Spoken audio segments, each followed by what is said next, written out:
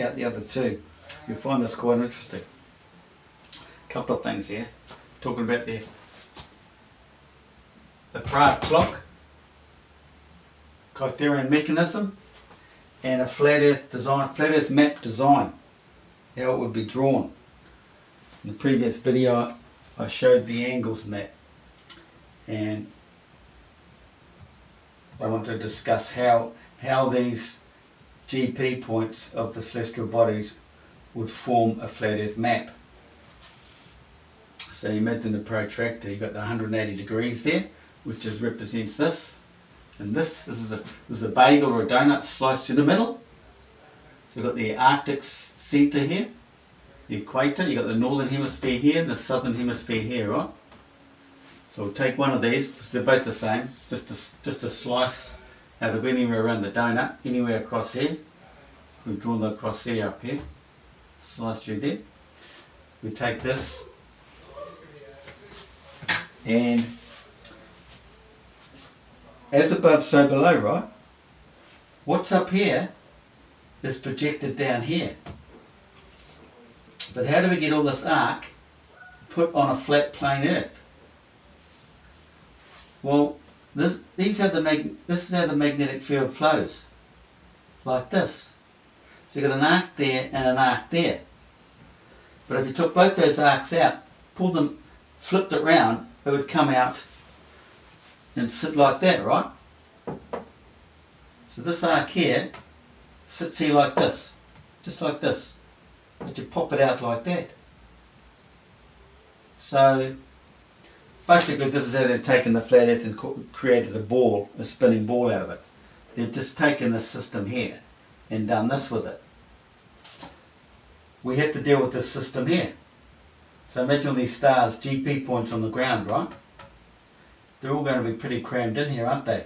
But this is only a 2D flat image. So imagine a 3D image, you know, going around the donut and a few of these stars. So, I mean, here's the southern hemisphere, northern hemisphere, tropics. Take these stars. This is how they sit down on the flat plane of Earth. This is the way the magnetic field curves. You say, what the hell, why is that? Because in the centre of creation, up here, we have this big vortex. It's represented as a lotus flower, in Egyptian, a lotus flower and the papyrus. Now, if you know a papyrus flower, it's got the sun, the centre point of the flower, and then very fine needles on it representing all the stars. Because that's what it is, it's full of stars in here. This is the tree of life. All the stars and the sun. The orange part of the centre representing the sun.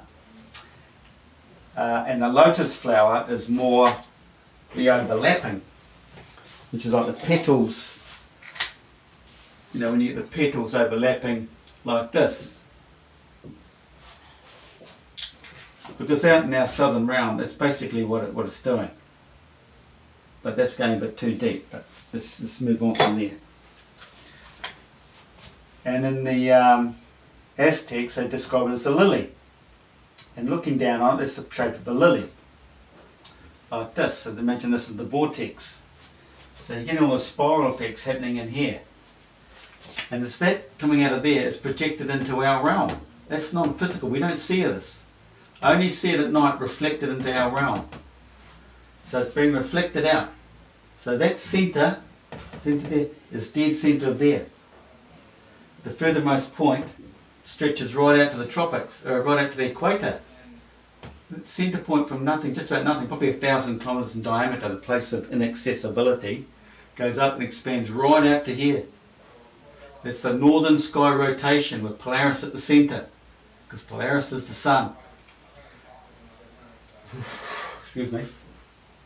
And that turning is reflecting into the sky here. So imagine there's an ecliptic plane, or not, they're not even ecliptic, just planes. Or, I don't know, I call them ecliptic planes, spiraling planes. They're turning. As this turns, 24/7, 24-hour clock turns. It spirals out like this and projects its image into the northern sky here, and then you get a parabolic image into the southern sky. So that whatever's coming out of here is creating an image out here, or the stars and their patterns out here. But it's a parabolic, a mirror image, concave mirror image, which would mean these stars are 180 degrees opposite these. 180 degrees sideways and 180 degrees in declination compared to what you're seeing here. So, and look at the shape, look at it, it's in nature, isn't it? So, imagine these stars up in here are curving like this. That's why you get these longer, it's a longer distance, isn't it?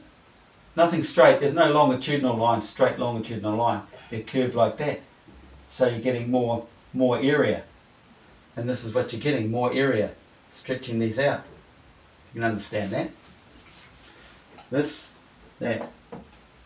One there, one there. It just goes all the way around the donut. So if I'm way out here in New Zealand, the south, 36 degrees, I'll aim my camera 36 degrees to the celestial equator. Then I'll get the two sky rotations. I'll get this rotation and this rotation. Because I'm so far south, down here, I'll just get a little bit of the horizon, on the horizon of the northern rotation. So if I'm looking north, I'll see a little rotation like that, and then I'll see my southern one coming to meet it, which is the bigger one over my head. So you're basically looking down. If you could look down, you'd see a northern rotation, and then you'd see, if you took, if I took star trails, looking this way, northeast, I'd get a star trail here. Well, I wouldn't get a full rotation like that, but you'd get I'd see it like this basically. But if I moved it slightly more north later on the night, I'd get this sort of look. And then I'd get another one and I'd get that sort of look. This is proving that this rotation, the southern rotation, winds around the northern rotation. This whole southern sky revolves around the northern rotation. But you've always got a rotation, because you're looking from the centre out to the south. It's all projected from the centre, so wherever you are around here, you will get your southern rotation. Pretty straightforward. Now, I'll just try and describe the, so that's how you draw a flat earth map. Southern stars and these northern stars, they'd be back in here like this. A lot finer. So your map would have to be pretty big if you're going to do a world map, because it's flipping minute in here. Very small compared to what's out here. So nothing's a straight longitudinal line. Everything's curved. And this is how the stars will move in the sky like this over the night, because they're coming out of that one design. That's why they say that the stars are fixed in the firmament, because the firmament, this is the firmament turning. The firmament's the atmosphere above here, but this fixed design in here is turning, so it's turning in the night sky. Although the magnetic fields are moving like this, that's separate to the images being projected from here. They're being projected into our atmosphere, but you're getting the same spiraling effect. It's a dual system. One of many. The whole Earth is a dual system. And you're getting an overlays in here, which is why they talk about the lotus flower. There's overlays hidden inside here, where you'll see regular meteors or comets come out. Comets? Yeah, whatever. Coming out hidden and then coming out one day. But it's all a fixed system.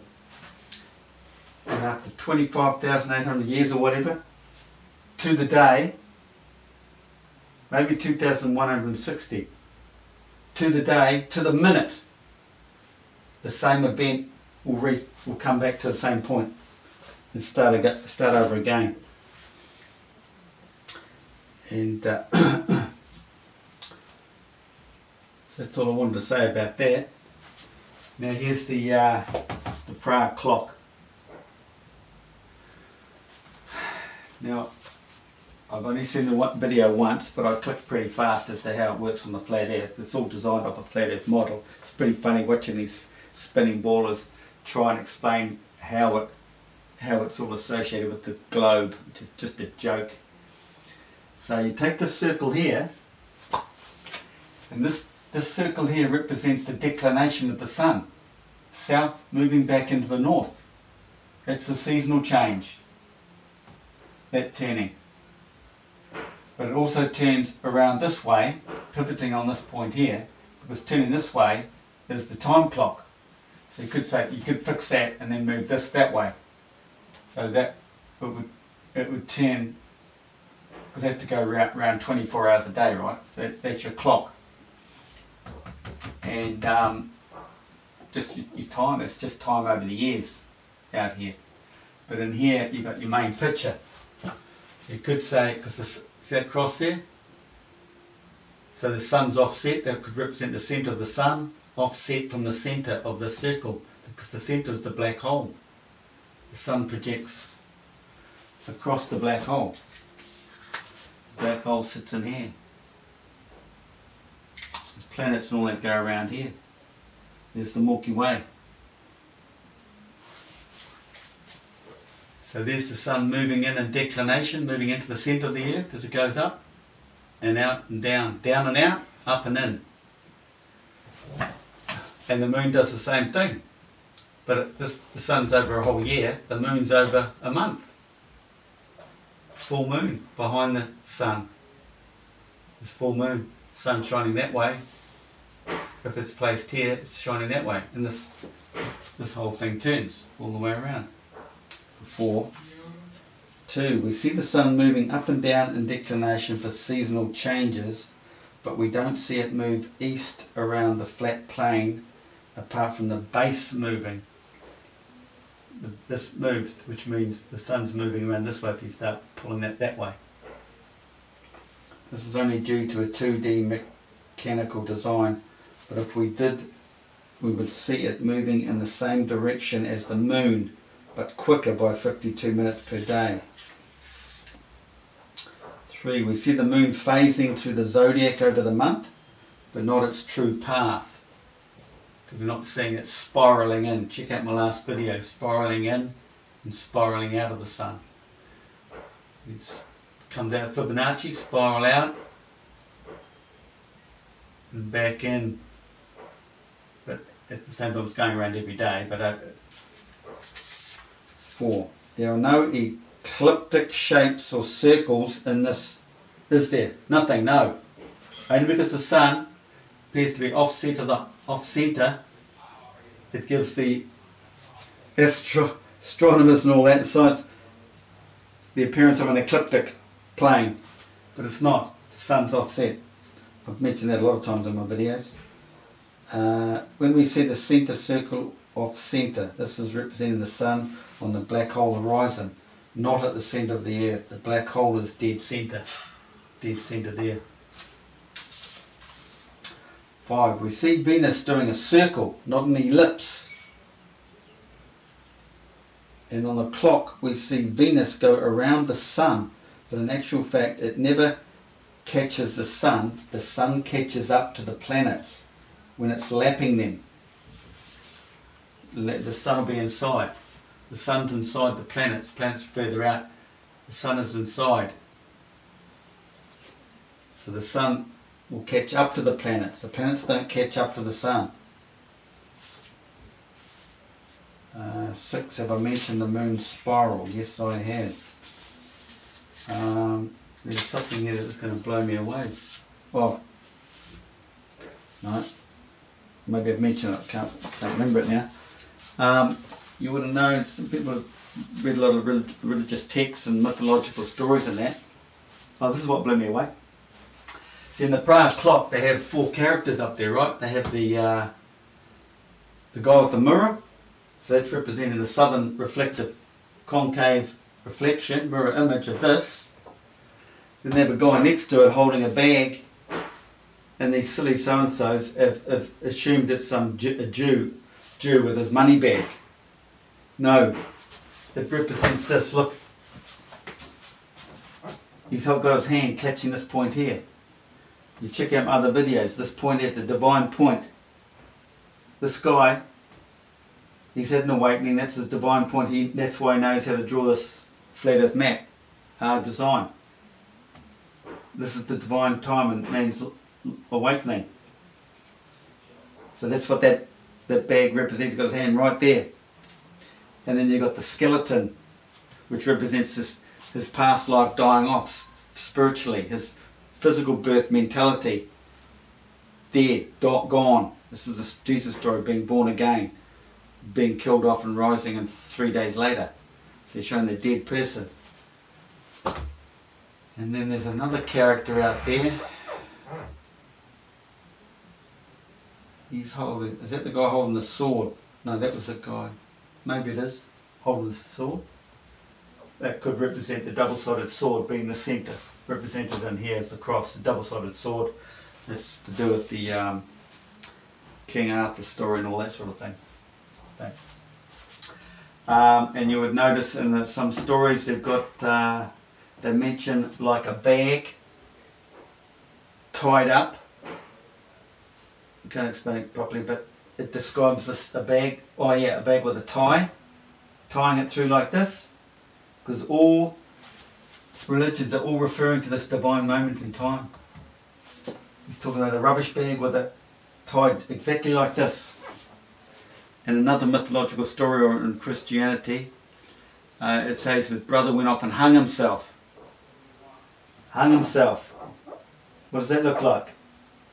Hung himself. That's your dual self, your twin. One dies off.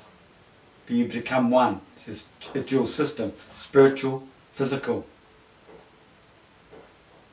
And it's the reuniting, it's the uniting. But two, to create one, you have to get rid of one.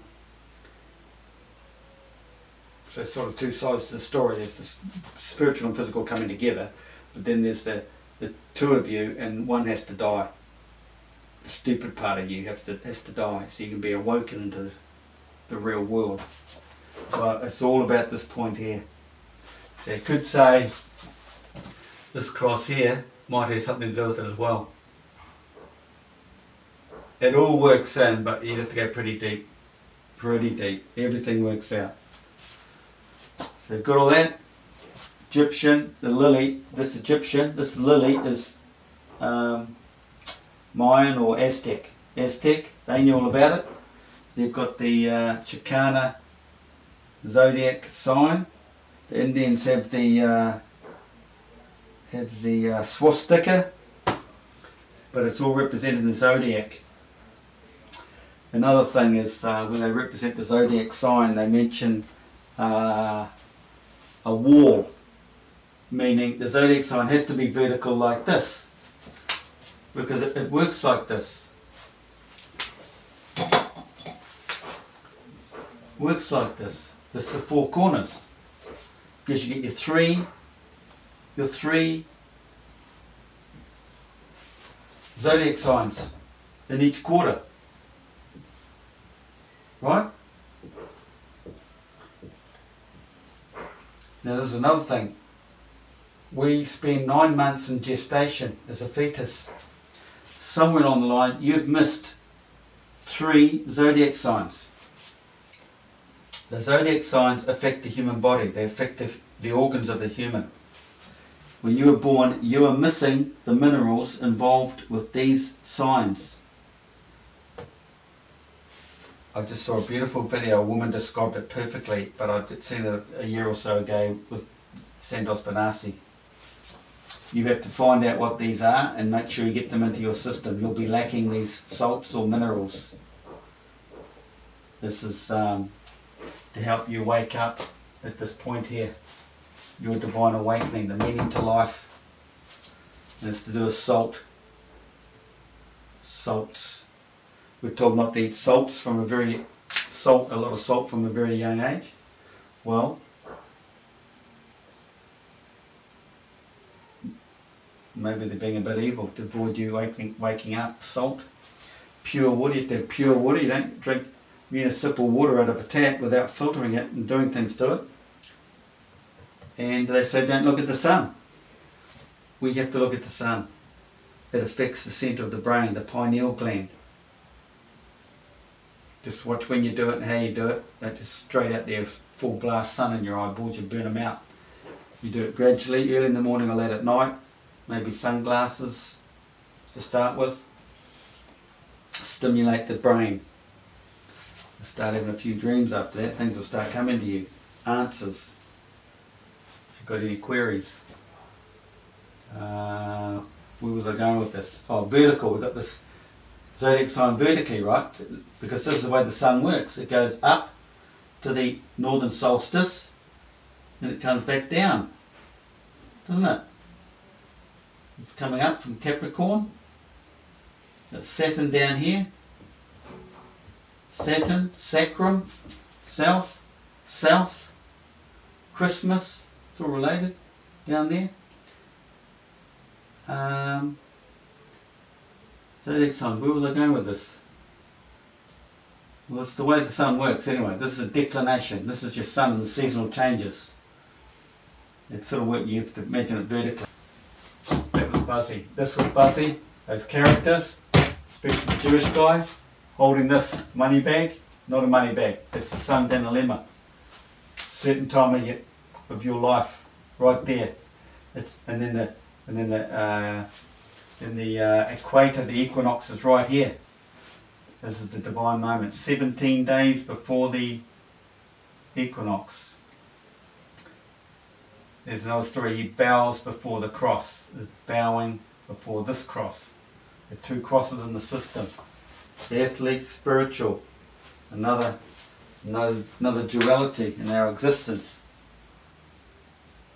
But all nature, it's all related to the makeup of the earth. And the earth is the same as the human brain. The human brain has the pineal gland, his son of man. This is son of earth, but the son of earth is projected out here. You say this is the head of the man, pineal gland, son of man. Imagination, your thoughts come out of here, create reality.